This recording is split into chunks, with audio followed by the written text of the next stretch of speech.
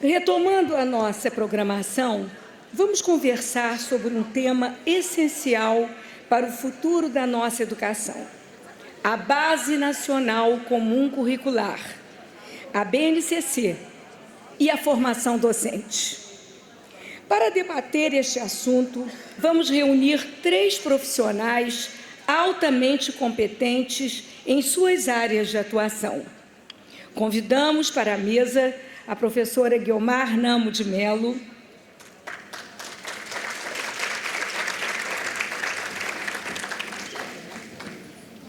com pós-doutorado pela School of Education da London University, na Inglaterra. Guiomar Namo de Mello participou da elaboração da BNCC da Educação Infantil, Ensino Fundamental e Ensino Médio, além da BNCC para a formação de professores, enviada ao Conselho Nacional de Educação em dezembro do ano passado. Convidamos também para compor a mesa a professora Nilma Fontanive, doutora em Educação pela PUC-Rio.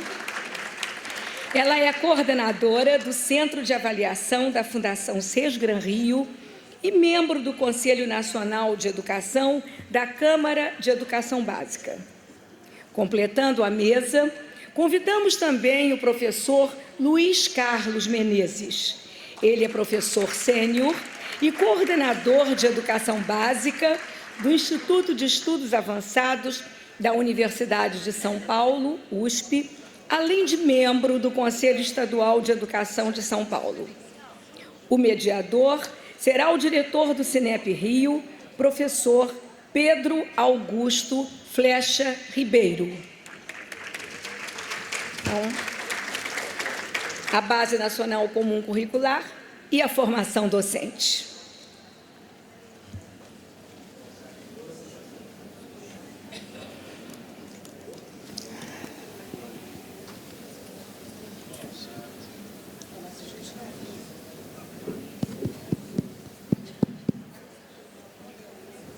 Boa tarde a todos, é um prazer recebê-los e uma honra poder estar recebendo 3 ilustres profissionais para virem discutir esse tema na tarde de hoje. Acho que o espírito e o sentido dessa mesa redonda é relativamente simples. A gente pode dizer que nós somos uma geração de educadores, professores de instituições em busca de definir de que maneira a gente vai poder conceber uma trajetória escolar que faça sentido para os alunos, crianças e jovens que estão em nossas salas de aula hoje. Acho que o que nos distingue é o fato de sermos uma geração de educadores que, diferente de todas as anteriores, a gente está diante desse desafio de preparar para um futuro cada vez mais incerto. E um pouco a reflexão de hoje é a gente cogitar de que forma a gente pode organizar essa trajetória escolar e em que medida instituições e professores, docentes, especialmente aqueles que estão em sala de aula, estamos preparados ou nos preparando para dar conta dessa tarefa e desse desafio.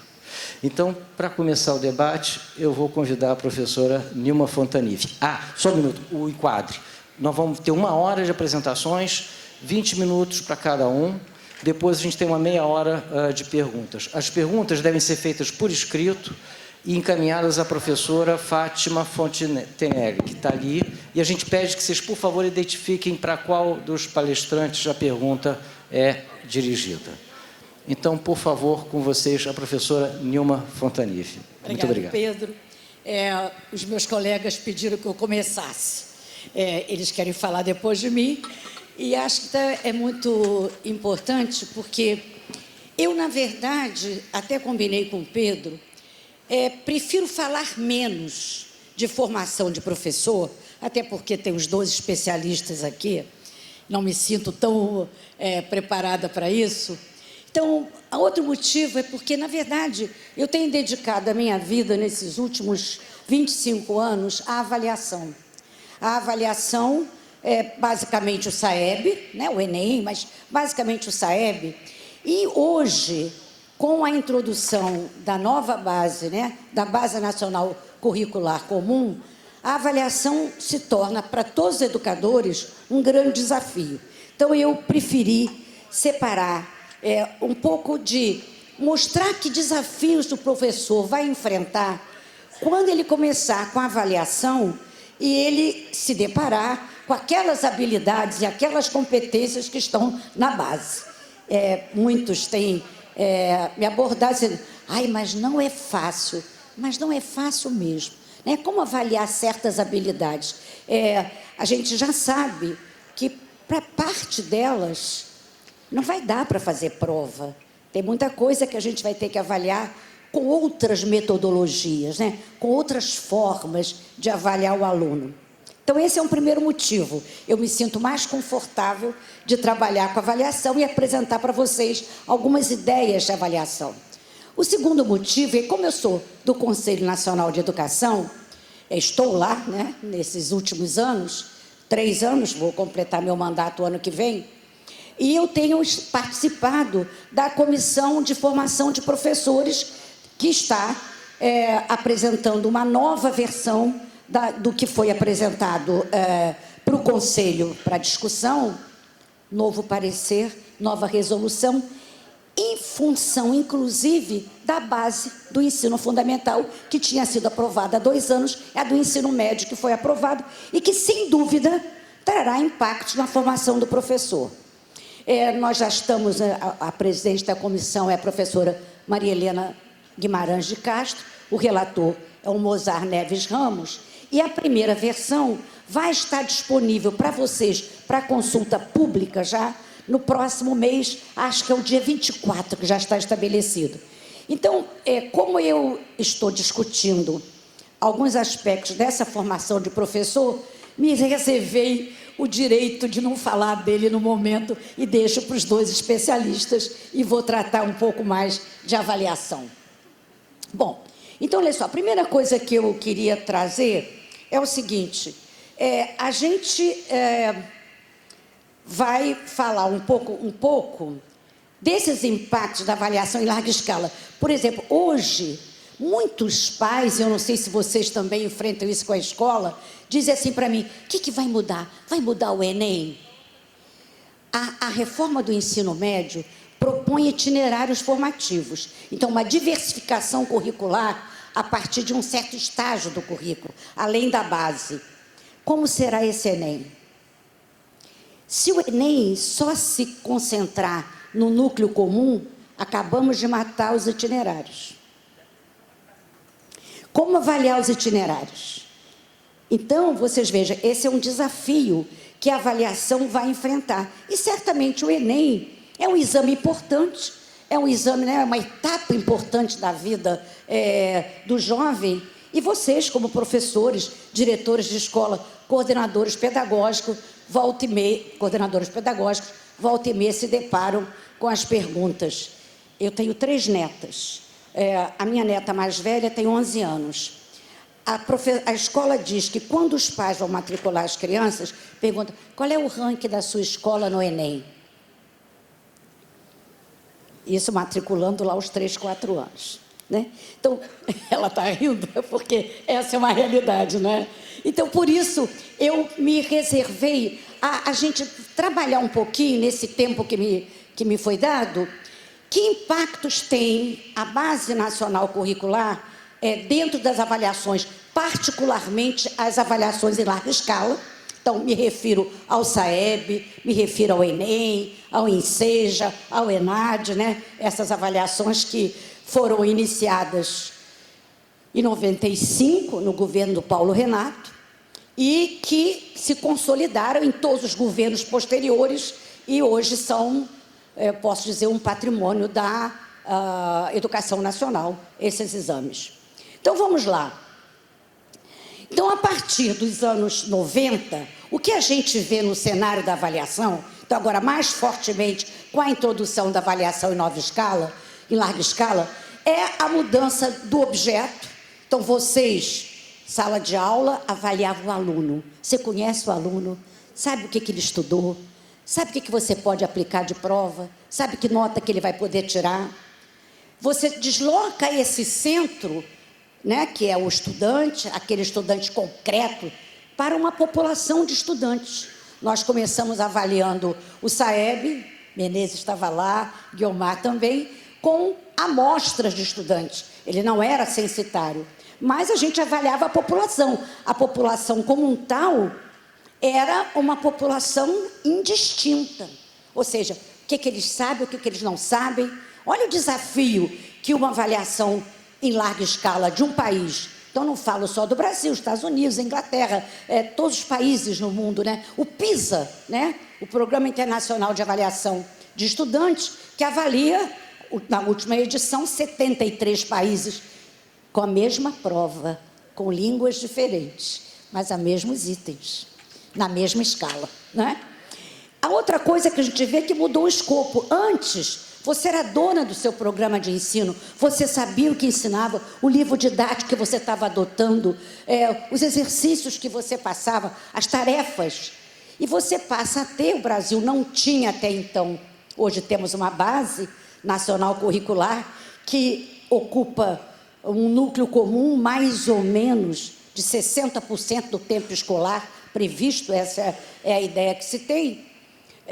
Alguns dizem que pode ir um pouquinho mais, mas 60 e 40 seria uma boa aproximação.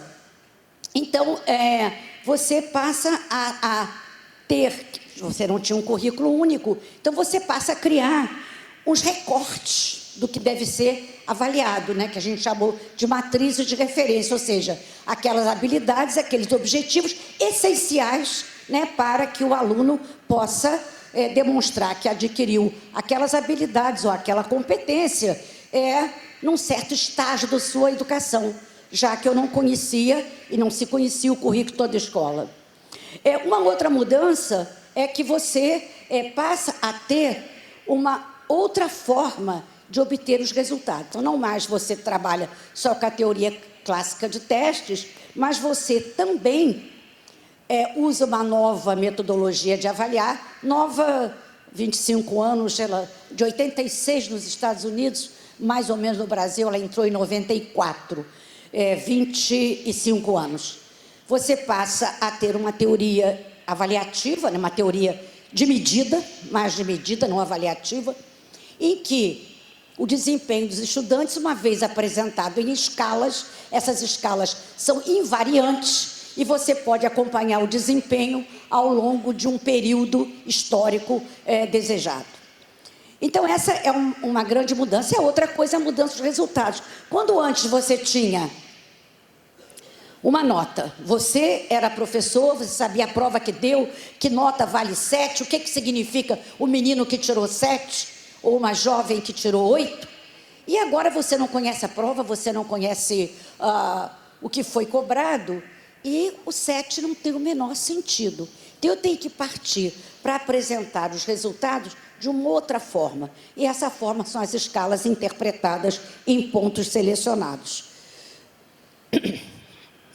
Bom, então, como esse aspecto eu já trouxe rapidinho, então, a avaliação centrada no aluno, muito diferente da avaliação centrada em população, não é? Na população, os alunos faziam provas e itens que vocês organizavam, e os professores ou os coordenadores pedagógicos. Agora eu tenho uma outra realidade. Não, eu tenho uma avaliação centrada em população, em que eu não conheço o programa, não conheço o que foi ensinado. Para eu garantir que estou avaliando todo o espectro de aprendizagem, eu tenho que entrar com um conjunto muito grande de itens e eu tenho que tentar, né, fazer uma prova o mais possível fiel àquela população. Eu trouxe um exemplo de uma escala interpretada, uma coisa bem simplesinha, só para vocês verem. Ao invés de nota, hoje a gente apresenta os resultados assim. Por exemplo, essa é uma interpretação no nível 100, a escala do SAEB vai de 0 a 500, mas essa é uma escala, esse ponto é um ponto no nível da escala mais simples, né? Mas eles, então, têm dominam essa habilidade, resolvem números. O que mais que eles fazem? Eles são capazes de contar número de objetos de uma coleção, e eles reconhecem a figura num plano, figura plana do triângulo. Qualquer um lendo isso sabe o que a criança aprendeu nesse nível? É muito diferente se eu dissesse nível 100, ou 7, ou 8. Então, essa forma de apresentar os resultados, eu vou passar rapidinho, porque o cronômetro aqui está me mostrando que eu tenho menos que 9 minutos, e eu ainda tenho muita coisa. Bom, na verdade, eu só quis exemplificar que as formas de apresentação de resultados com uma avaliação em larga escala, tipo o SAEB, não pode ser numérica, pura e simples, tem que sofrer uma interpretação das habilidades que o aluno demonstrou adquirir se acertou um conjunto de itens em determinados pontos da escala. Esse é um nível 125, dentro da mesma lógica, sempre uma descrição da habilidade. O que eles fazem? Eles leem e interpretam dados, apresentados aonde? Numa tabela simples. Não é uma tabela de dupla entrada. Não é? Eles leem e interpretam dados. Então, essa reconhece sólidos. Então, é esse tipo de apresentação que, às vezes, quando os jornais divulgam os resultados do SAEB, os professores sempre perguntam, mas de onde vem essa interpretação? Dos itens que os alunos fizeram, que caíram uma vez num certo ponto da escala, que são reunidos para serem interpretados por especialistas. Bom, vamos adiante. Então, o que a gente vê é o seguinte aqui, não havendo esse programa de ensino, você cria matrizes, né? Não vou falar da teoria da resposta ao item, amanhã vocês terão aqui o Ruben Klein, que vai apresentar o PISA e vai falar da teoria da resposta ao item. Quer dizer, é essa forma de avaliar que supera, né, a teoria clássica dos testes, cujos resultados dependem da prova que o aluno fez e do aluno particular que fez aquela prova. Esse, por exemplo, é um exemplo de uma escala interpretada. Você tem pontos e dentro dos pontos você diz onde o aluno que domina tal habilidade está posicionado. Essa é uma forma de apresentar os resultados. Esse é um exemplo de item em que você tem, além, né, de estar numa escala, ele está num ponto da escala, a habilidade que ele mediu foi reconhecer figuras planas com quadrado, retângulo e triângulo, e o círculo. Então, os percentuais de resposta, vocês veem que a garotada aí que teve esse item, são crianças de 8 anos, foi direto lá acertou a questão, né? Respondeu 71% dos alunos testados. Então, esse é um item considerado fácil. Essa forma de apresentar para o professor o que significa a posição do aluno nesse item é uma análise pedagógica que os relatórios costumam ter e apresentar. Eu não sei se vocês estão aproximados, né, com essa análise pedagógica. Então, agora, veja, então, no momento, o novo desafio que nós temos que enfrentar, então, até então nós tínhamos matrizes de avaliação, nós avaliávamos com itens múltipla escolha e também itens de resposta construída, ditos abertos, mas, na verdade, o aluno constrói a sua resposta. Itens abertos é uma definição que não tem muito consenso na literatura internacional. Bom, mas agora, então, por isso eu estou trazendo para vocês, a base, ela trouxe para a gente um outro desafio. Primeiro, ela apresenta as competências gerais. Eu selecionei 4 para vocês verem. Uma delas, valorizar e utilizar os conhecimentos historicamente construídos sobre o mundo físico, social, cultural, digital, para entender e explicar a realidade.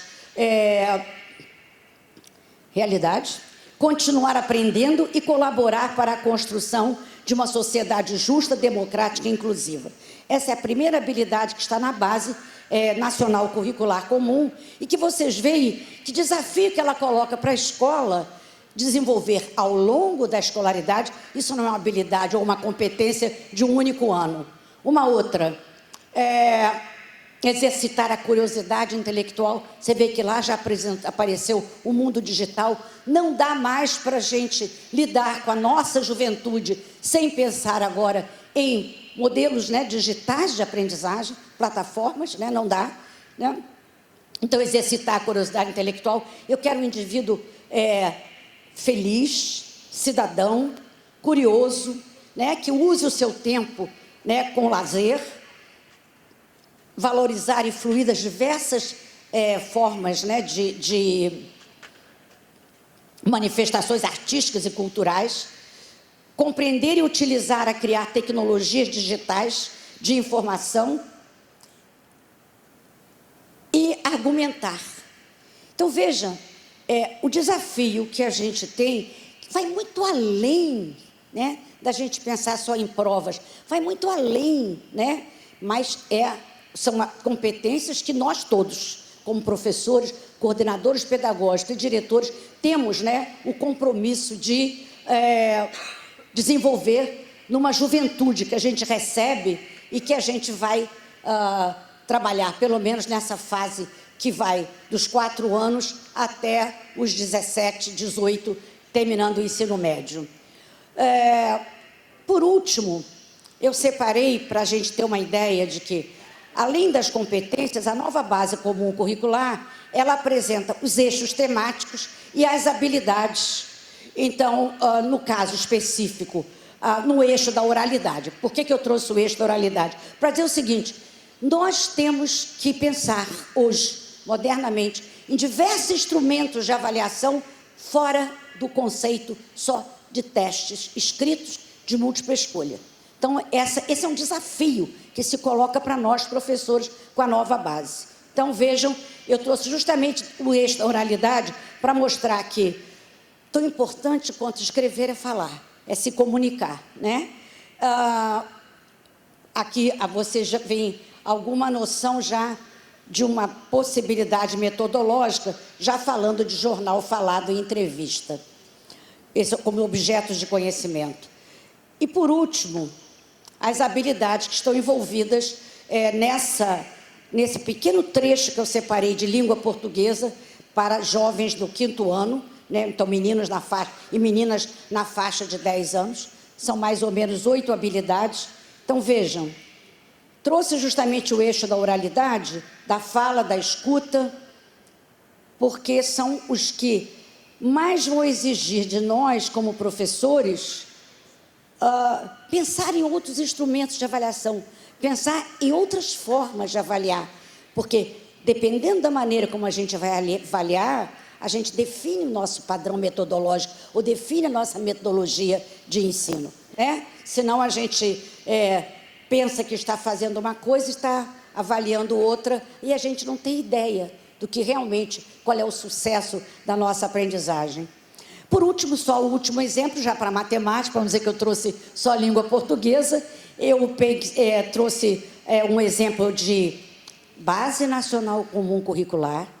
Isso está tudo na base. A educação é a base. Vocês acham toda a descrição da base nos sites oficiais do MEC. A unidade temática é números, objeto do conhecimento, números, notação científica. Então, os objetos de conhecimento estão aqui, álgebra e, por último, algumas habilidades.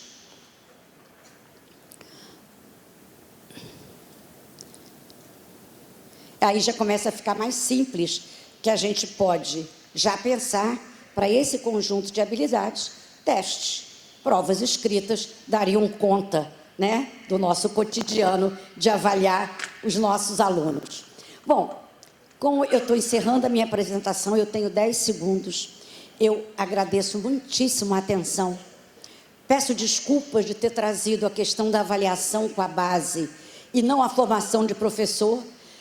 A razão eu já expliquei, mas eu acho que também quis trazer uma certa reflexão sobre como agora fica a nossa postura avaliativa diante dos desafios, né, das competências e habilidades que a nova base, ou que a Base Nacional Comum Curricular nos colocou, nos apresentou. Muito obrigada pela atenção. Obrigado, professora. Muito obrigado. Com certeza vai despertar boas questões. Eu gostaria agora de convidar a professora Guiomar, por favor. Acho que não. Não, pode deixar. É que, são só 2 lâminas que eu tenho. Bem, muito boa tarde. Eu agradeço muito o convite do Cinep de estar aqui com vocês hoje. E quero fazer uma fala dirigida especificamente aos gestores, diretores, coordenadores, supervisores, pessoal de secretarias, etc., como formadores de professores. Não é? E eu queria começar dizendo que eu levo muito a sério a escola particular, eu sempre levei. E eu levo muito a sério uma coisa que eu li quando eu entrei aqui no Congresso. Tem uma placa que diz assim: escola particular, democracia e liberdade começam aqui. Eu quero começar deste ponto. Não é? Por quê? Porque eu acho que a escola particular no Brasil hoje pode ter um papel estratégico muito importante para uma mudança do conjunto da educação brasileira, e não apenas do setor da escola particular. Não é? Eu acho que há um chamado hoje a todos os cidadãos para contribuir com a educação, principalmente os cidadãos envolvidos na educação. Não é? E vocês são, por excelência, pessoas envolvidas com a educação, algumas não só com o setor privado, outras até em ambos os setores, público e privado. E eu gostaria de me dirigir a vocês, como formadores de professores, porque quando a gente fala em BNCC e formação de professores, a gente precisa lembrar uma coisa: formar professor é ter aluno. Então, eu gostaria que a gente começasse do zero. E pensem assim: vocês entram na sua escola e vocês têm lá 20, 30, 50, 100 professores, enfim, dependendo do tamanho da escola. Esta é a sua turma. Você é o professor desses alunos. E se é verdade que eu quero que o meu professor da minha escola, o compromisso dele seja com a aprendizagem dos alunos dele, eu queria cobrar de vocês que o compromisso de vocês é com a aprendizagem dos seus professores. Eu acho que é difícil a gente assumir essa perspectiva, que a gente está sempre pensando na importância da aprendizagem das nossas crianças e jovens. E, óbvio, ao fim e ao cabo, no fim desse dia, o que nós queremos mesmo é promover a aprendizagem deles. Mas nós não conseguiremos nunca, se antes nós não promovemos a aprendizagem dos nossos professores. Então, pego, por exemplo, as competências que a Nilma acabou de apresentar para vocês. As competências que vêm na Base Nacional Comum, elas estão num contexto mundial de mudança muito grande no modo como nós olhamos a educação. A tecnologia, a automação, o que vem aí da 4ª Revolução Industrial, vai mudar tanto o mundo que nós precisamos buscar novas formas de entender a realidade e de ensinar e aprender com as pessoas. Esse é o contexto da BNCC. Não vou entrar mais nisso, não quero falar de BNCC. Quero falar daquela habilidade, daquela competência que a Nilma apresentou, e eu pergunto a vocês: quem dos seus professores tem aquela competência? Valorizar e aproveitar os conhecimentos para conhecer o mundo, para fazer uma série de coisas e contribuir com uma sociedade mais justa e solidária, com aquela sociedade que está lá na placa de vocês, que diz que democracia, liberdade e democracia começa também na escola particular. Se vocês acharem de sã consciência que os seus professores têm todas aquelas 10 competências descritas na BNCC, a gente pode terminar aqui. Não precisamos mais continuar. Porque se eles têm, eles vão fazer com os alunos. O problema é que eu acho que eles não têm, e vocês sabem que eles não têm, por uma série de razões. Algumas de responsabilidade deles mesmos. A maioria delas de responsabilidade do sistema de ensino que os preparou. Os professores vêm, em geral, das camadas menos favorecidas da sociedade. É um pessoal que trabalha de dia, estuda de noite, não é bem preparado como é o outro tipo de profissional que passa pelo ensino superior, vai para a escola, na escola particular tem mais chance de se desenvolver, mas mesmo assim, diante da tarefa de ter aquela competência a ponto de poder desenvolvê-la nos seus alunos, que não basta ao professor ter aquela competência que a Nilma escreveu. Ele tem que ter aquela competência a um ponto de poder desenvolvê-la nos seus alunos. E isto é o que vai ser o nosso desafio hoje nesta palestra. Põe a primeira lâmina para mim, só tem mais uma. Quando a gente fala de formação de professor em geral, eu vou falar da continuada, mas vale para a inicial e para a continuada, já existe um conjunto grande de evidências que indicam quais são os caminhos metodológicos, pedagógicos, que a gente precisa trilhar para conseguir bom desempenho dos professores. O que as evidências dizem? Primeira coisa, que a formação do professor tem que ter centralidade na prática. Professor não é filósofo, professor não é cientista, professor é profissional, como é o médico, como é o dentista, como é o farmacêutico aprende a fazer fórmula, o dentista aprende a furar dente, o médico aprende a enfiar um negócio para a gente poder respirar, entubar as pessoas, o professor aprende a ensinar. Nós temos muita dificuldade no Brasil de cursos que ensinem os professores a ensinar. Nós sequer sabemos responder como aprendem os que ensinam. Como é que aprendem? Como é que eu tenho que ensinar uma pessoa que vai ensinar? É complicado isso, né? Então, essa centralidade da prática tem uma grande vantagem quando eu falo de educação continuada, porque ele está na prática. Ele está na escola. Hoje, a gente tem um enorme esforço para que a formação inicial vá para a escola, que ela se dê na escola, que ela tenha estágio, clínica, modelos clínicos, residência pedagógica, no estilo do médico, para que a prática possa assumir o lugar central na formação desse professor. No caso da educação continuada, não. Mas tem um porém. Não é de qualquer prática que nós estamos falando. Porque ele pode estar imerso na prática e completamente perdido, como, aliás, a maioria das pessoas. O senso comum, em geral, está perdido dentro da prática. Nós estamos falando de uma prática reflexiva, de uma prática que analisa a si mesmo, que avalia os seus resultados e que propõe melhorias, ou muda, ou ajusta, ou começa de novo, ou repete, não é? Nós estamos falando de outra prática. Portanto, quando os seus professores estão na sala de aula, é o melhor lugar para formá-los. Porque é a centralidade da prática. Ter um mentor, ter um coordenador que esteja atento, que seja sensível, que consiga perceber o problema e a dificuldade desse professor e que pense junto com ele soluções, é fundamental. Mas é preciso que ele pense na sua prática. E pensar na prática não é repetir fórmulas. Pensar na prática não é copiar atividade. Isso nós temos de monte. E existe muito material interessante. Só que o material interessante nem sempre fertiliza a prática, porque a pessoa está perdida dentro da prática.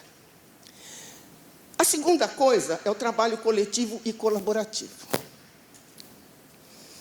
Todas as evidências de pesquisa do mundo inteiro, e olha, já se estudaram quase todos os países que vão bem no PISA, têm essas características na formação do professor. A formação do professor se dá na convivência com o outro, na colaboração com o outro, na análise conjunta das suas práticas. Este é um costume muito antigo das culturas orientais, não só na educação, em outras áreas profissionais também. A ideia de que você senta com o seu colega de trabalho e conversa com ele. Esse costume nas culturas orientais, ele vem sendo aproveitado muito, ele vem sendo potencializado com a possibilidade de, por exemplo, a maioria das escolas de Xangai, por exemplo, na China, os professores trabalham o dia inteiro, mas eles não dão aula. A criança fica o dia inteiro na escola, tem um grupo de professores que dá aula de manhã, outro grupo que dá aula de tarde, e tem um momento que o professor que deu aula de manhã vai se reunir com o outro que deu aula ontem. Às vezes eles filmam, às vezes eles fazem vídeo, eles fazem planejamento de aula junto. Mas isso, gente, implica numa mudança de cultura. No Oriente, a cultura do coletivo é muito mais forte do que no Ocidente. Nós precisamos de uma intenção muito bem, digamos assim, justificada para fazer com que os nossos professores colaborem de fato, não assim de mentirinha. Não é? Esta mudança de cultura, que é a mudança da colaboração, é o principal traço que todo o PISA, todas as grandes avaliações estão medindo como uma das coisas que vai ser fundamental para o cidadão do século XXI. Saber trabalhar junto e saber colaborar. Até porque, se não aprender a colaborar, dificilmente nós vamos ter alguma saída, porque nós temos problema de sustentabilidade. Acho que vocês já viram isso com o André Trigueiro melhor do que qualquer coisa. O problema sério da imigração. O problema sério da desigualdade. Ou as pessoas aprendem a colaborar, ou talvez a gente não tenha muita saída para esse ser humano que está habitando esse planeta. Portanto, a nossa parte nesse incêndio, a água que o nosso biquinho pode jogar nisto, é esta, ensinar as pessoas a colaborarem. Mas como é que o professor vai ensinar os alunos a colaborarem se eu não tenho dentro da escola uma cultura de fato colaborativa? E tem muita tecnologia para fazer isso, tem muita possibilidade. A terceira coisa é continuidade e permanência. Educação em serviço, educação continuada, é de todo dia. É aquela visita do coordenador, é aquela assistência do coordenador de área, para as escolas que têm o coordenador de área. É aquele diretor que vê um material novo e leva para o professor e vê se ele está sabendo aplicar. Isso é educação continuada. Não é, educação continuada não é fazer congresso. É fazer congresso, tudo bem. Levar os professores para um lugar bonito e fazer lá uma grande sensibilização, ótimo. Mas isto não é educação continuada. A educação continuada é a de todo dia dentro da escola. A quarta coisa que as evidências mostram, e isto é baseado nos trabalhos da Linda Hammond, nos Estados Unidos, na pesquisa que a Isabella Moricone fez no Brasil, tem várias investigações desse tipo, é de que é preciso dominar pedagogicamente os conhecimentos a serem ensinados. Não basta saber física. É preciso dominar pedagogicamente a física. É preciso saber a física que se ensina. Essa questão do conhecimento pedagógico do conteúdo, ela é tão importante que ela já ganhou uma sigla própria, que chama CPC, Conhecimento Pedagógico do Conteúdo. E ela, na verdade, esse tipo essa maneira de equacionar a didática e a prática de ensino na sala de aula, começou lá nos anos 80 com o grupo do Schumann, nos Estados Unidos, e depois migrou para várias universidades onde o Schumann foi trabalhando e deixando o seu legado. E ele tem uma herdeira disso, que é a Deborah Ball, que trabalha muito na aula da matemática, que desenvolveu o que a gente chama conhecimento de matemática para ensinar. Ela tem uma espécie de uma avaliação que ela aplicou, ela validou. Como é que ela validou? Ela aplicou este teste, esta prova, nos grandes matemáticos da universidade. Ela aplicou esta prova nos economistas, nos engenheiros, que lidam com modelagens matemáticas, modelos da teoria de jogos, uma matemática muito sofisticada. Eu tenho um filho economista que é incrível o modo como eles lidam com a matemática. E ela aplicou essa matemática nos professores de matemática. E os melhores scores que ela obteve nessa avaliação, ela foi ver quem eram esses professores. Eram os melhores professores de matemática. Como ela viu quem eram os melhores professores de matemática? Aqueles cujos alunos aprendiam matemática. Tão simples quanto isso. Certo? Ou seja, há um conhecimento da matemática que é um conhecimento para ensinar matemática. E só o matemático é capaz de penetrar nesta didática. Isso não é coisa de pedagogo. Isso não é coisa de coordenador. Isso é coisa de especialista. A gente tem aqui um especialista em física, que, para mim, é uma das pessoas que domina o conhecimento pedagógico da física. Não é prática de ensino, gente. Não é a prática de ensino que a gente aprende na faculdade. É o domínio da física para ser aprendida. A Base Nacional vai dar... Pois não. A Base Nacional, ela vai dar, como diz o Gilberto Gil, forma e compasso. Para mim, a Base Nacional é a forma e o compasso. Ela dá o ritmo, ela dá o rumo. Mas quem vai fazer o caminho é o professor que domina o conteúdo, mas não apenas o conteúdo. Domina o conhecimento pedagógico do conteúdo. E, finalmente, o mais importante, por isso mesmo eu destaquei em letra maiúscula aí, a coerência. Países cujos professores ensinam direito e que vão muito bem nas avaliações internacionais, são países onde a narrativa sobre o professor, a narrativa da importância do professor, é coerente com a prática em relação ao professor dentro de cada escola e de cada sistema. Nenhum país desses tem um dia do professor. Nenhum país desses tem um discurso de valorização do professor.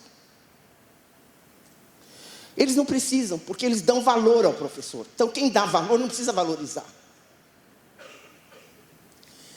É muito importante isso. Esta coerência é que a gente vai poder ver se o professor está vivendo dentro de uma cultura que propicia o desenvolvimento de competências, porque, de resto, é fazer com que os professores discutam as competências da Base Nacional Comum e mostrar para eles que, para cada competência da Base Nacional, das 10, pode existir uma competência do professor. Já está feito isto. É esse trabalho da Base Nacional Docente, que foi enviado para o MEC já no final do ano passado, e parece que está sendo retomado agora pelo Ministério da Educação, que é um trabalho que vai ser incorporado nas diretrizes e que vai nos dar o perfil do egresso dos cursos de formação de professores. E neste perfil vão começar com as 10 competências básicas da formação de professor. Cada uma delas conversando com uma competência da Base Nacional Comum. Para que haja coerência. Não é suficiente.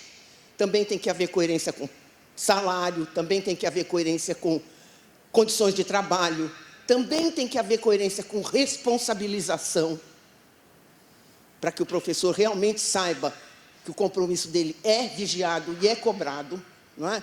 Mas isso tudo tem que estar num conjunto de uma cultura. E qual é essa cultura? E com isso eu gostaria de terminar. É a cultura da democracia. É a cultura do valor que o conhecimento tem na construção de uma sociedade justa, democrática, inclusiva. Não é? As competências, elas são o norte, elas dão o grande compasso. Depois elas se desmembram, como a Nilma mostrou muito bem, em objetos de conhecimento, depois os componentes, as unidades temáticas, os objetos de conhecimento, mas cada habilidade que está lá no fim, no último ano, no último semestre do terceiro ano do ensino médio, cada uma dessas competências, ela está, de alguma maneira, voltada para a competência geral, para as 10 competências gerais. E aí tem uma característica que é fundamental. Todas as competências da Base Nacional Comum têm um para quê. Ela não é assim, dominar os conhecimentos.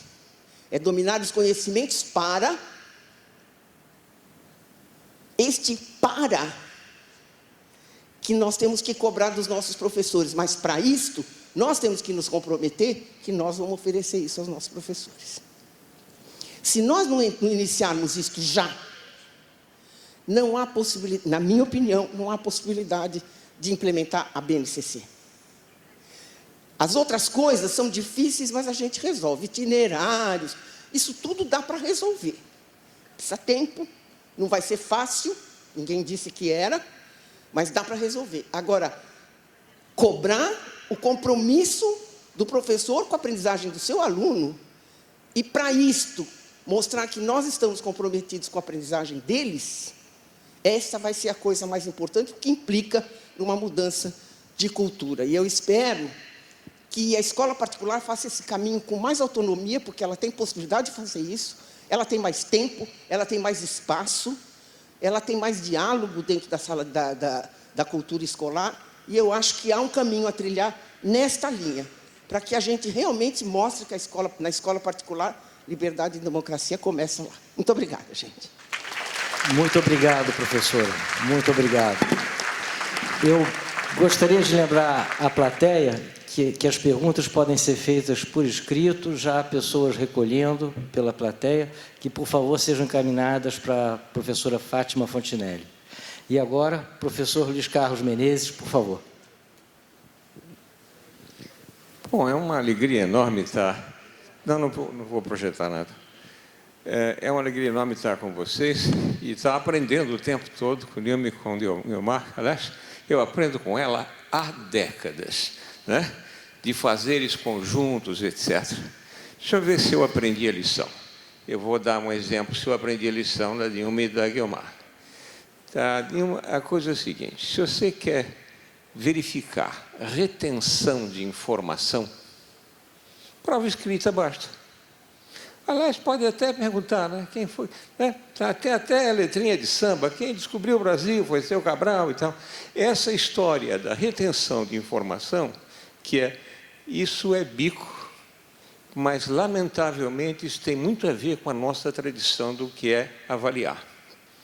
Quando você passa a ter avaliações gerais, em que você não quer saber se o cara é 3 de português e 7 em matemática, você quer saber um pouco mais, você precisa ter um outro critério, e aí a teoria de resposta ao item, etc., vai mudando. Agora, quando você tem que avaliar habilidade, competência, aí cuidado, você está entrando para a nossa cultura escolar num objeto obscuro, para dizer pouco. Porque boa parte da nossa tradição de avaliação é verificar a retenção de informação. Não é nem conhecimento, que dado é uma coisa, informação é outra, conhecimento é uma terceira, sabedoria é uma quarta, competência, então, é uma quinta. Então, o que ela nos contou nós estamos entrando num momento delicado em que você tem uma base comum que é fundada em habilidades e competências, e nós temos um aprendizado a fazer para saber avaliar isso. Isso foi a lição de hoje da Nilma. A lição da Guiomar, eu vou fazer uma metáfora que tem a ver com o que nós vamos fazer daqui a pouco. Nós vamos pegar um avião para São Paulo. Imagine que nós sentássemos num avião onde o piloto aprendeu a pilotar sentadinho em sala de aula ouvindo falar em pilotagem. Ou ele pilotou, ou ele viveu com supervisão o trabalho no avião, ou ele não é piloto. O que ela está dizendo é que isso acontece com o professor. Ou aprende na escola, ou não aprendeu. E muitas vezes você tem que aprender, o copiloto aprende no coletivo, trabalhando junto. Essa é a lição que eu aprendi com a Guiomar. Eu só estou dizendo como é que eu aprendo lições, está certo? Com o Nilma, que eu só estou ilustrando isso. Eu quero falar agora da Base Nacional Curricular Comum e da formação de professores para isso. Quando eu falo em professores, eu falo sempre a língua do P, né?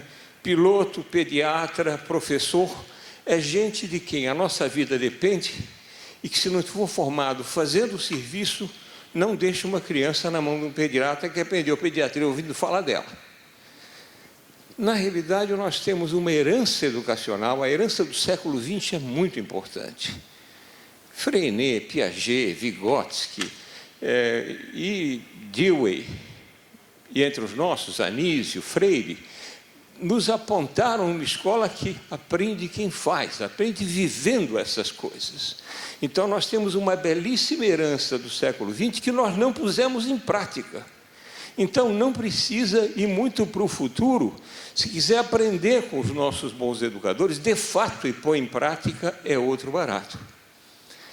Aliás, eu tenho importantes exemplos do passado. Se pega o meu estado, São Paulo, tinha uma educadora, 60 anos atrás, Maria Nilde Marcelani, que conduziu os ginásios vocacionais. Ginásio não é ensino médio, ginásio era a segunda etapa do fundamental. Os jovens saíam para verificar saneamento urbano, condição de vida, ou seja, eles viviam. Até hoje, aliás, existe o GVIVE, que é o grupo de ex-educadores e alunos daquelas escolas. Eram meia dúzia de escolas que tentam reviver o passado, porque o futuro andou para trás nesse sentido. Nós ampliamos muito numericamente a nossa educação e não mudamos muito a qualidade. O Rio de Janeiro tem importantes heranças do Anísio, escolas parque, que tais, que são um passado, felizmente, ainda presente, mas são sinalizações que têm que ser seguidas. O que é a Base Nacional Comum Curricular? A base para a educação infantil é preciosamente bem formulada. Ela fala dos direitos. O bebê tem direito de conviver, de brincar. Ou seja, ser professora da educação infantil, para lidar com o bebê, é ser uma educadora. Não, e nós fizemos um importante progresso nesse país, que é reconhecer isso. Porque antigamente quem cuidava de bebê era trocar fralda. A ideia de garantir o direito de conviver, o direito de brincar, os direitos da criança, isso é uma coisa muito importante na nossa base e nós temos que formar professores para isso. Há muita educadora de educação infantil que não tem ainda a formação. Falar em formação de professores, um dos problemas são as nossas escolas de pedagogia. Ela forma gestor, alfabetizador, forma da ordem de 10 diferentes atividades ou profissões, ou não forma. Então, a reformulação disso não é coisa simples. Estamos falando de formação de professores aqui, eu quero chamar a atenção para isso. Já falando da educação infantil. Como é que a base avança na educação infantil? Ela avança, primeiro, separando entre bebês, crianças muito pequenas e crianças pequenas. Ou seja, ela reconhece a rapidez das transformações por que passa uma criança e os diferentes cuidados que precisa. E vai orientando conhecimento, sim, entre as crianças. Não com o letramento precoce, para aprender a colocar letra no lugar, etc., mas com os campos de experiência. Campos de experiência que são sociais, eu, tu, você e os nós, experiências de formas, quantidades, cores, processos. Essas coisas todas não são letramento precoce, são garantir que esses campos de experiência garantam os direitos de conviver, de brincar, etc. Aliás, direito de brincar temos todos nós. Eu estou velho, mas eu brinco sim. Tá certo? Então, essa ideia de que a escola tem que ser um lugar divertido, gostoso, isso é, eu pegaria esses direitos e campo de experiência da educação infantil e transporia para tudo, inclusive no ensino médio. Porque a ideia de que você diz, não, então é só brincadeira. O jovem gosta de ser, ele paga para ser desafiado. Ser divertido não significa ser papinha pronta. Ser divertido significa ser desafiante. O que não pode é ser entediante. A educação infantil está tão bem preparada que eu nem vou falar muito mais dela. Eu vou falar um pouco mais agora do fundamental. O Fundamental 1 tem muitos méritos. O mérito principal da base, eu já vou dizer logo qual é. E é a grande transformação para a qual o nosso professor não está preparado. Currículo, é base curricular. Currículo para a base não é lista do discurso de quem ensina. Não é. Não é índice de livro, não é lista de tópicos. Currículo é percurso de atividades de quem aprende. Tem as grandes competências, elas são realizadas nas atividades. Vai ler atividade. Atividades são atividades que o jovem faz, ou só, ou a criança faz, ou só, ou coletivamente, enfrentando uma questão real, dada em contexto. Ou seja, uma sala de aula Pode ter o lado da exposição, sim, o professor tem uma função organizadora e às vezes ele tem que expor, mas a maior parte do trabalho numa boa sala de aula, aqui ou no mundo, são jovens fazendo coisas, individuais ou coletivamente, ou seja, é nesse percurso de atividade que se aprende. Pode voltar para o Piaget, né? Aprende quem faz, nem quem ouve dizer. Pode ir para o Vygotsky, você não aprende sozinho, você aprende convivendo, falando. Isso está presente na base, não está presente nas nossas escolas. Aula é pedagogia do discurso. Temos que acabar com a pedagogia do discurso. E é isso que a base está dizendo. E isso ela está correta, de ponta a ponta. Quais são os problemas da base que nós vamos ter que enfrentar para pô-la em prática corretamente? Fundamental 1. Você tem 9 componentes. E tem, geralmente, uma ou duas alfabetizadoras. Ora, esses componentes têm que ser pensados como instrumentos de letramento. Sejam científicos, matemáticos ou de humanidades, que estão presentes ali, são elementos de aprendizado, de exercício do letramento. O central do Fundamental 1 é a alfabetização no sentido mais amplo. Não só saber ler, mas entender o que está lendo.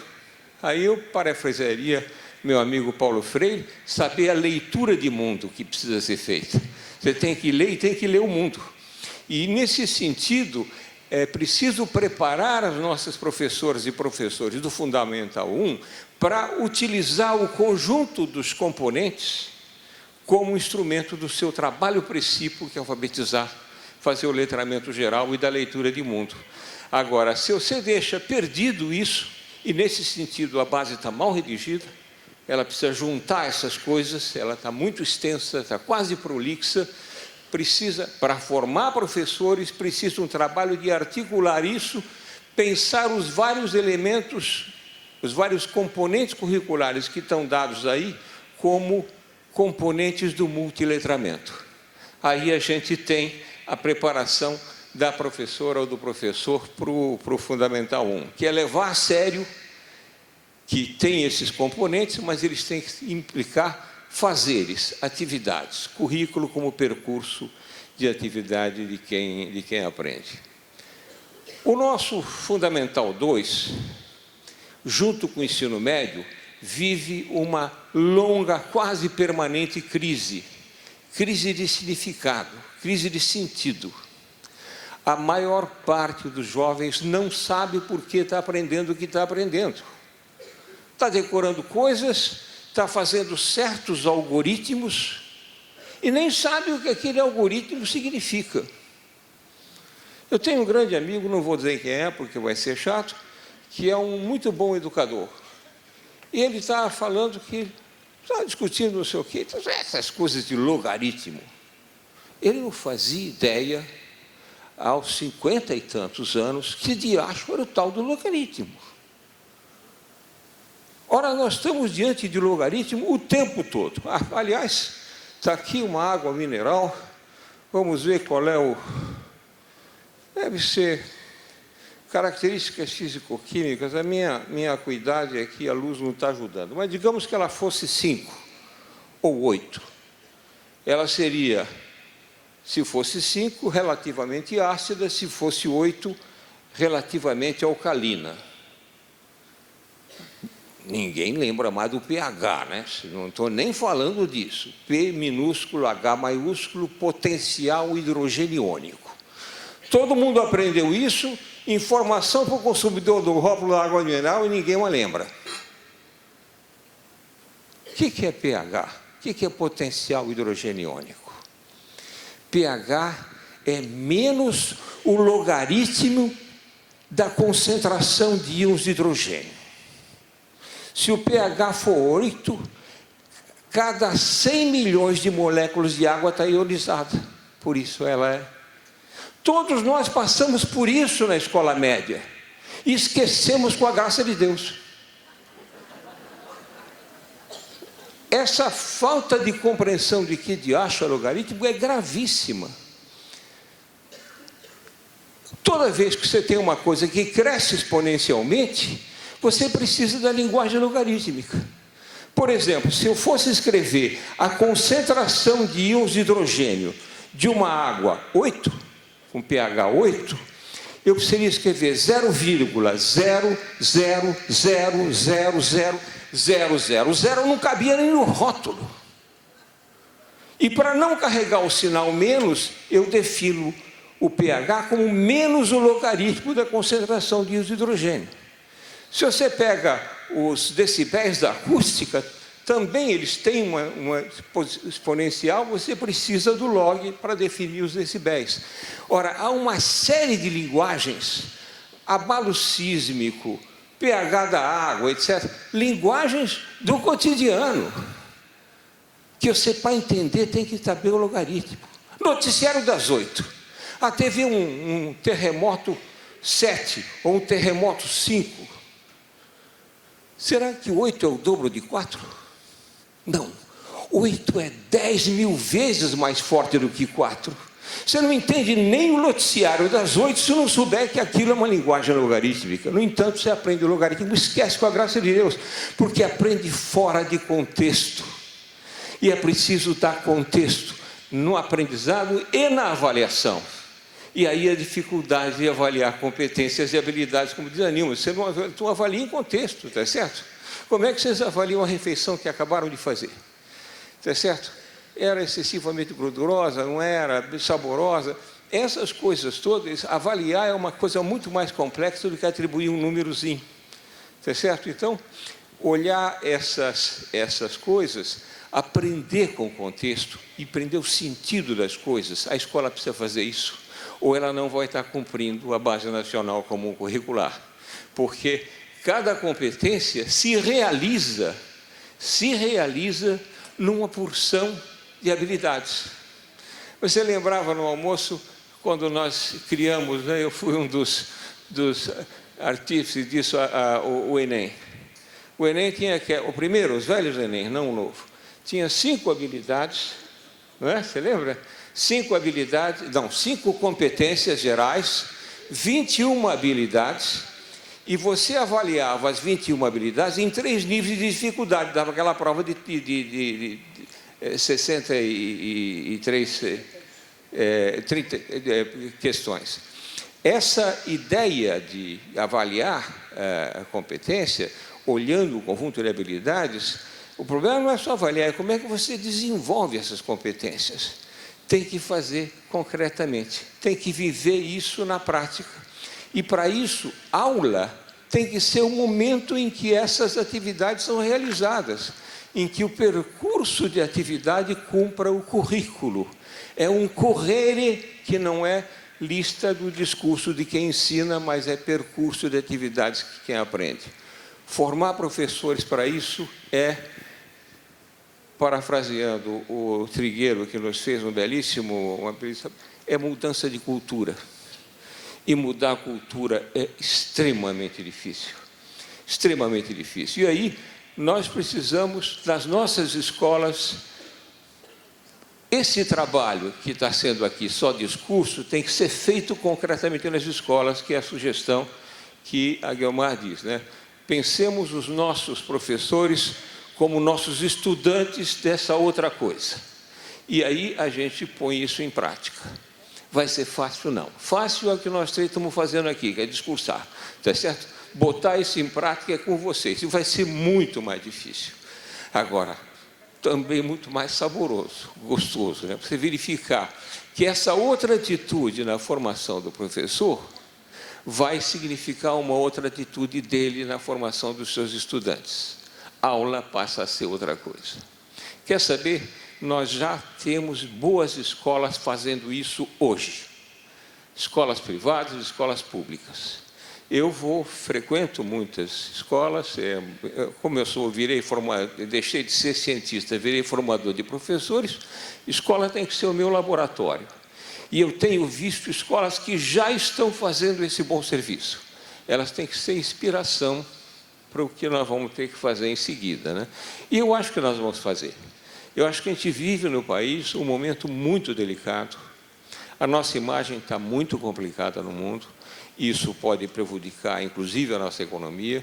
Agora, eu acho que a reformulação da nossa escola, com coragem, com determinação, porque o desafio é grande, vale a pena e vai dar resultados. Eu estou vendo uma juventude muito atenta, muito ligada nas coisas, que está nos desafiando. Está aprendendo linguagem, está fazendo queixas justas sobre o que lhe está sendo apresentado, e elas têm um desafio, crianças e jovens, que nós não tivemos. Não sabem que diacho vão fazer na vida. As profissões estão desaparecendo, a robotização, que toma o emprego na indústria, a informatização e os sistemas que tomam emprego nos serviços e a inteligência artificial, que já chega no topo da pirâmide, faz para o mundo que está à frente um enorme desafio sobre o que fazer. E esse desafio vai ter que ser enfrentado por nós, educadores. É educar para o imponderável, educar para o mundo que você não sabe o que é.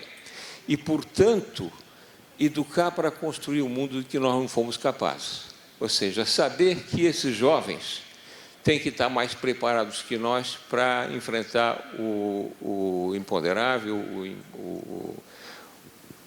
E essa inquietude, eu acho que nós temos que introjetar e viver essa inquietude junto com eles. Quer dizer, como é que nós vamos cuidar de ambiente, de exclusão social, de várias coisas, da violência que cresce, e fazer isso não é coisa simples. E eu acho que levar a sério a base nos ajuda. Era só isso. Muito obrigado. Obrigado, professor. Já estão chegando aí umas primeiras questões, mas antes de passar para elas, eu queria aqui só pedir a colaboração dos senhores e uma luz. Nós estamos aqui com uma plateia de gestores, 2020 chegando, e aí nós estamos, enfim, pensando no ensino médio, uma vez aprovada a base por Brasília em dezembro do ano passado. A gente está, nesse momento, vivendo o momento da regulamentação da BNCC nos respectivos estados, e aí, dentro daquele espírito de liberdade, de alguma flexibilidade, cada estado vai conceber a maneira pela qual vai usar os 60%, os 40%. Né? Estamos em 2019, 2020. Diante desse cenário todo que vocês descrevem, que recomendações vocês dariam às escolas privadas? A gente está entre um Enem que ainda não está definido e um Conselho Estadual que ainda também não bateu o martelo. Que sugestões vocês dariam para os gestores, pensando nos itinerários e nas complexidades que pode haver para uma escola isolada oferecer 2, 3, 4 itinerários, enfim? Vocês teriam alguma pista?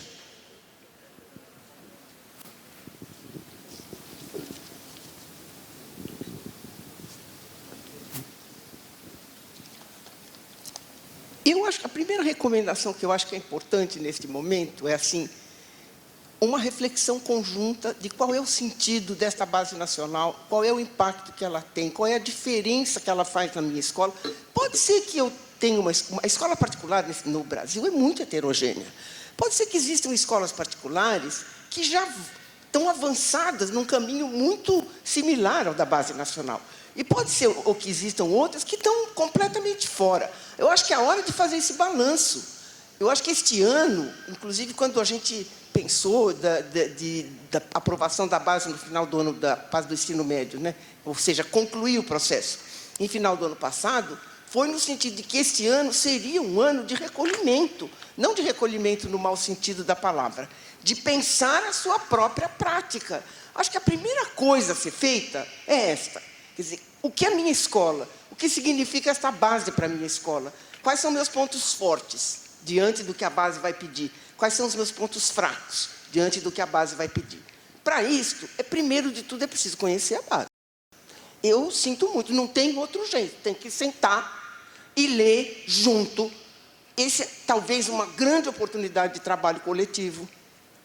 grupos de estudos que o sindicato pode promover, ou que as escolas possam fazer conjuntamente, reunião e pensar qual é o significado dessa base.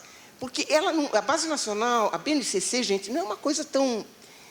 O que eu quero dizer, ela é um projeto de nação. Por isso que eu comecei com a história da liberdade e da democracia. Ela é um projeto de nação. Ali está o perfil da cidadania que nós queremos para o Brasil no futuro. Certo? Não vai ser amanhã. Não é uma bala de prata, que não tem bala de prata na educação. Não é uma panaceia, não vai resolver todos os problemas, mas é uma oportunidade de questionar a prática de cada um de nós. Esse questionamento pode ser do muito crítico até o elogioso. Não estou dizendo que o questionamento é para apontar defeito. O questionamento é para fazer um balanço de qual é a minha prática. O que significa a matemática que está ali? Qual é a diferença? O meu professor de matemática tem condições de fazer isso. Pensar no seu professor, como você sendo um formador dele, certo? O que ele precisa? O que esse meu professor de matemática precisa para responder à demanda que está aqui nessa base nacional comum? Quais são os pontos fracos dele? Quais são os pontos fortes? Quem é que pode me ajudar nisto? Que escola que já tem essa experiência? Será que eu posso aprender com isso?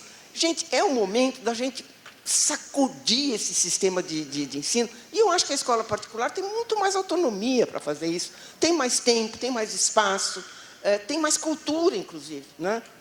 Essa é a primeira recomendação. A segunda recomendação que eu queria falar, não tem nem muito a ver com isso, mas eu queria já deixar como uma proposta, um desafio, e se alguém quiser pensar, eu ajudo, as escolas particulares se prepararem para oferecer estágios aos alunos das licenciaturas de pedagogia e das licenciaturas das diferentes disciplinas. Tem escolas que eu conheço em São Paulo, não sei aqui no Rio, que estão fazendo um excelente trabalho com isto. E estão dando uma grande contribuição. Por quê? Porque esse professor necessariamente não vai ser professor só da escola particular, ele também vai para a escola pública. Além de você ter nisto uma oportunidade de, digamos assim, ter como em inglês se diz assim, uma creche, né, para criar os seus futuros professores, você tem a oportunidade. Eu acho que esse eu diria que é o maior desafio que eu vejo na escola particular. Quem tem um bom trabalho de ensino médio tem que pegar professor de ensino médio que está fazendo licenciatura de física, de português, de história, e levar para conhecer o seu trabalho. Porque eles não estão aprendendo isso nos cursos deles, gente. E vai demorar, nós estamos mexendo na regulação dos cursos de licenciatura, mas isso é coisa para 10 anos. Está ótimo. Gente, nós estamos com um problema de tempo, então nós vamos ter que tentar ser concisos agora. E vocês estão com questões que já lhes foram passadas. Pujão, por favor. Eu tenho uma pergunta interessante que fala assim do experimento, brincar na educação infantil, e como eu pensaria o uso de tecnologia nesse segmento. As crianças já estão expostas às tecnologias modernas de informação. Elas têm que ser cuidadas para não ficarem mergulhadas nisso. Eu estou vendo adultos se livrarem de criança largando um equipamento desse e a criança fica lá e, na realidade, fica bloqueada de outras vivências importantes. Então, cuidado para não deixar a criança mergulhar precocemente nisso, mas também não pode fazer de conta que essas coisas não existem, elas estão lá. E, portanto, a forma de dosar é muito importante.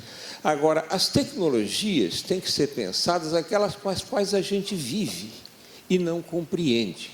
Nós estamos aqui diante de uma tela LED, vocês estão sendo projetados. Ora, todo mundo passa horas diante de uma tela LED. Vai achar um professor de física nas suas escolas que saiba o que é o Light Emitting Diode. LED é sigla disso. O que é um diodo emissor de luz? Na melhor das hipóteses, sabe que diodo é um equipamento e mistura as coisas, né? Pensa que semicondutor e diodo é a mesma coisa. Não é. Então, nós precisamos um pouco decodificar, e também para crianças. Se você puser as crianças do infantil, trocam um canal de televisão apertando o botãozinho. Ora, Se ela puser alguma coisa na frente, se tentar num dia de inverno mudar o canal sem tirar a mão debaixo do cobertor, não funciona. No entanto, a chave de abrir a porta do carro funciona com qualquer coisa na frente. Você pode distinguir diferentes radiações, o infravermelho com que você trabalha para ligar a TV ou mudar o canal, e a radiofrequência com que você abre a porta do carro. O aprendizado dessas tecnologias, das importâncias do espectro, isso vale também para coisas das ciências humanas, etc. Desde cedo, nos campos de experiência da criança, e que, aliás, vão desembocar depois no ensino fundamental nas áreas de conhecimento. Se você olhar os campos de experiência da base do infantil, elas orientam em direção às áreas do conhecimento. Todas elas podem ser experimentadas. E a experiência não é só em laboratório, você faz experiência, como eu falei, em casa, mudando o canal de TV, ou você pode fazer experiências no sentido correto, sociais, linguísticas, etc. Então, a passagem, as etapas da criança e esses aprendizados têm que ser vividos. E laboratório não é um lugar fechado, sem janelas, com um botãozinho para apertar. O laboratório está na vida e tem que ser incorporado.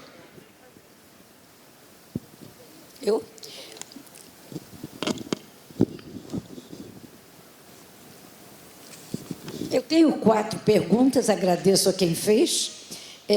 A primeira delas diz assim: a educação integral na BNCC, o tipo de avaliação, né, que deve ser feita, então a formativa, não é para reprovar o aluno, e sim para formá-lo como cidadão. Como orientar e preparar o professor nesse sentido? Então, vamos lá.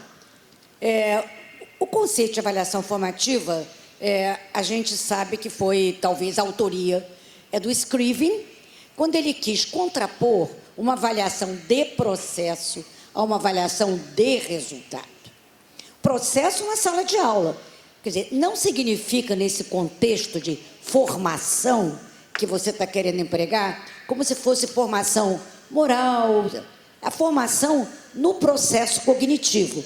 O aluno, para aprender, ele dá diversos passos, né, na cognição, e o conceito de Scriven é amparar esse aluno nesse processo, de modo que você possa garantir que esse processo chegou a bom êxito, chegou a bom termo. Esse é o conceito que ele teve. Então, vamos lá. Avaliação formativa, ela é mandatória quando você está num processo de ensino-aprendizagem.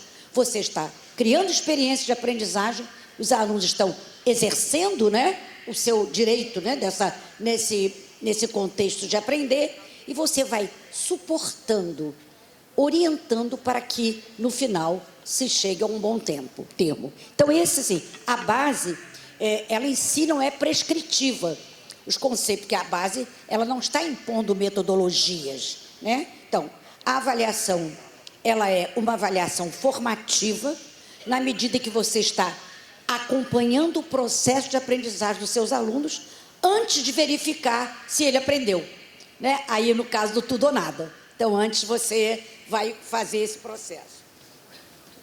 Ela faz a segunda pergunta: não seria mais indicado que o Enem, olha só, contemplasse apenas português e matemática, a exemplo de outros países? Olha, eu não conheço outros países que só têm a língua e matemática. No mínimo se introduz ciências e, no mínimo, se introduz ciências, também ciências humanas. Eu não conheço. Já vivenciei bastante avaliação no mundo, mas não conheço. Eu não concordo. Imagina se um exame que tenta ser um certificador da educação média só faça português e matemática. Imagina o que seria o prejuízo para um estudante que a escola priorizasse o ensino dessas 2 áreas em detrimento das outras, né? Porque isso seria inimaginável. Então, não vamos fazer uma redução. Ao contrário, eu tenho a impressão que o Enem, aí a gente vai ter que conversar um pouco mais, eu vou passar para outra pergunta. Então, definitivamente, essas duas áreas do currículo são importantes, não são as únicas, e jamais você reduzir o ensino a essas duas áreas de conhecimento seria um prejuízo incalculável para os nossos jovens, não tomar contato com as áreas de ciência humana, as áreas científicas, as áreas artísticas e culturais. Não posso nem imaginar isso. A outra pergunta, ela diz o seguinte: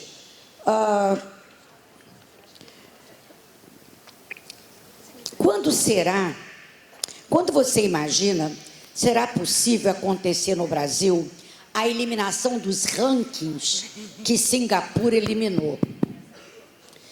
Olha só, rankings, ela diz que, a pessoa que me questionou, diz que Singapura eliminou os rankings. E quando será possível eliminar rankings? Eu não sei bem o que você está falando de rankings.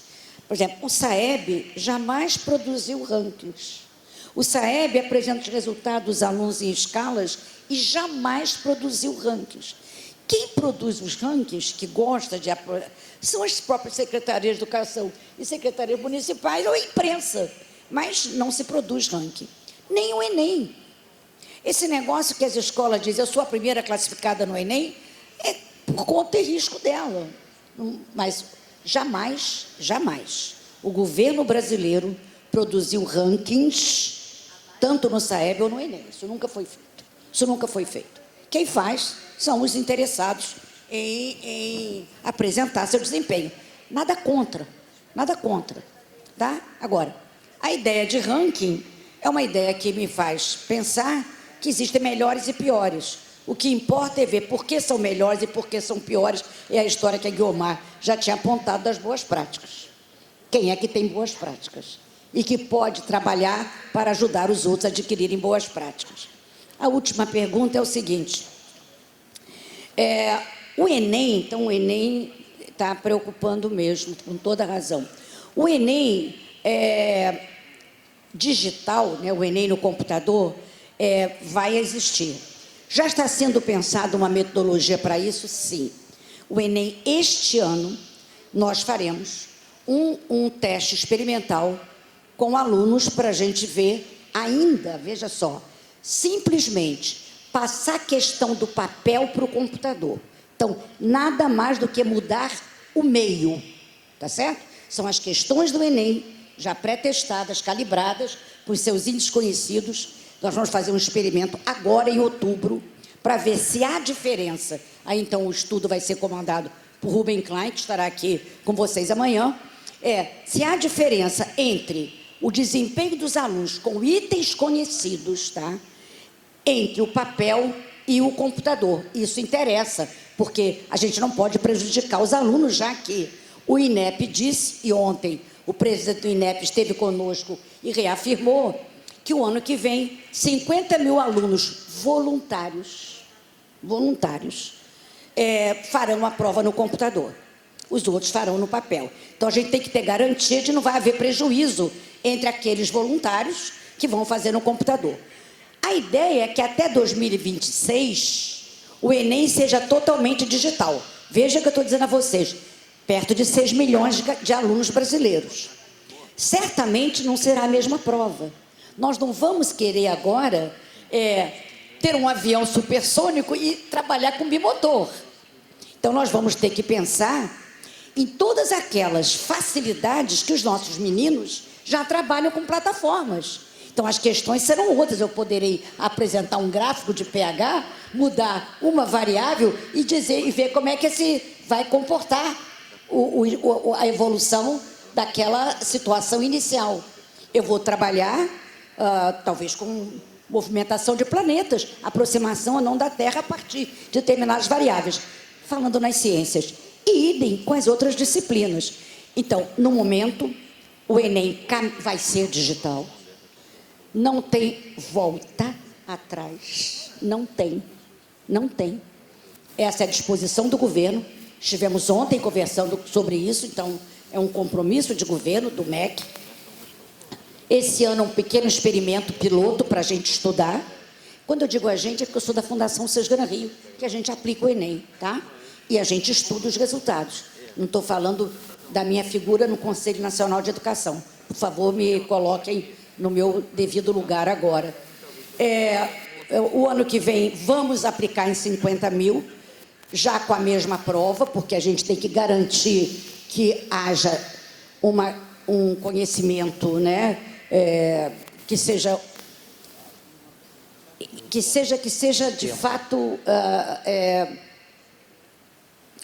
justo para os alunos. E mais adiante, outra versão de prova, já contemplando outras habilidades. Está ótimo, professora. Eu não estou querendo cortar, Passei porque está tão demais. precioso isso, mas para concluir, a professora Guiomar, por favor. Estamos sinalizando que o nosso tempo está... A respeito do ranking, eu acho que vale a pena fazer uma reflexão sobre a cultura das escolas particulares do Brasil. Porque quem incentiva o ranking são as escolas particulares. Então, eu acho que é o momento, sabe? São essas questões que a Base Nacional Comum pode nos provocar, né? Eu tenho uma pergunta aqui para um professor que não teve formação de licenciatura, por exemplo, um engenheiro que dá aula, como adquirir o conhecimento pedagógico do conteúdo. Vocês já devem ter vários professores que têm conhecimento pedagógico do conteúdo, gente. Quem tem conhecimento pedagógico do conteúdo é aquele professor que sabe dar exemplo, que tem metáforas, que tem maneiras de apresentar o conteúdo e os seus alunos aprendem e gostam daquilo que eles aprendem. Este é o professor que tem domínio pedagógico do conteúdo. Vai olhar o que ele faz. Eu não estou falando... O conhecimento pedagógico do conteúdo não é uma entidade abstrata que ninguém consegue. Tem muita gente que não tem, certo? Aquele professor que dá aula frontal, que os alunos não gostam, em geral, é um professor que só domina o conhecimento, ele não domina pedagogicamente esse conhecimento. Para conseguir isto, é preciso, para um engenheiro da aula, neste país, ele precisa fazer uma formação que se chama licenciatura de graduados. Não é segunda licenciatura, não. É licenciatura para graduados. A segunda licenciatura é quem já tem uma e vai fazer outra. A licenciatura para graduados é um engenheiro que faz uma licenciatura para ensinar física, por exemplo, ou química, ou alguma coisa desse tipo, certo? Então, esta pessoa vai ter que fazer um curso.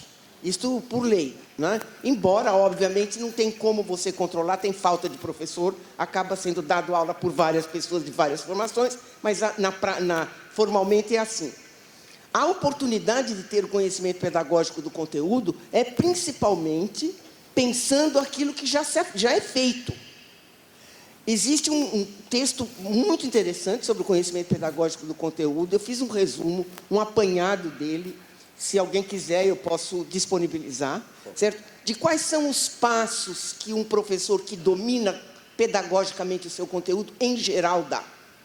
O modo como ele planeja, o modo como ele empacota o conteúdo, o modo como ele abre este pacote do conteúdo na sala de aula e como ele dá acesso, como ele media este conteúdo com o aluno, com o livro ou com outro recurso. Este é o professor que faz esta mágica.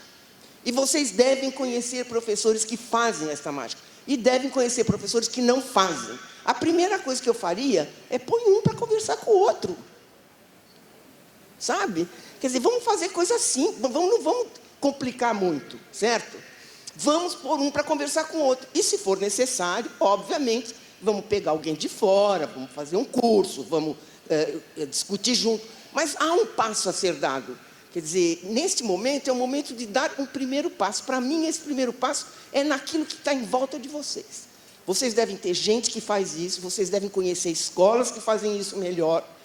É preciso ver estas práticas e trabalhar para colaborar com elas. Se nós não tivermos essa cultura colaborativa, se a nossa cultura for simplesmente competitiva, eu não sou contra a competição, veja.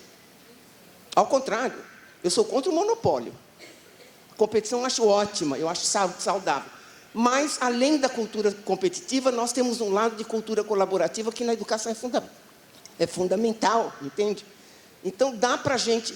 Eu me lembro, gente, Há 30 anos atrás, dizia, em São Paulo, as melhores escolas tinham uma instituição, uma associação que se chamava o Grupo.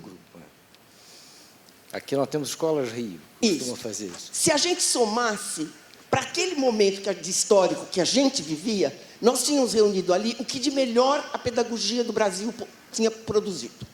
De muita gente que, inclusive, tinha saído da escola pública em função de problemas políticos, uma série de coisas, e fundado as suas escolas. Havia uma prática pedagógica preciosa ali, mas cada um sentava em cima da sua. Como se fosse chocar para ver se nascia outra. Certo?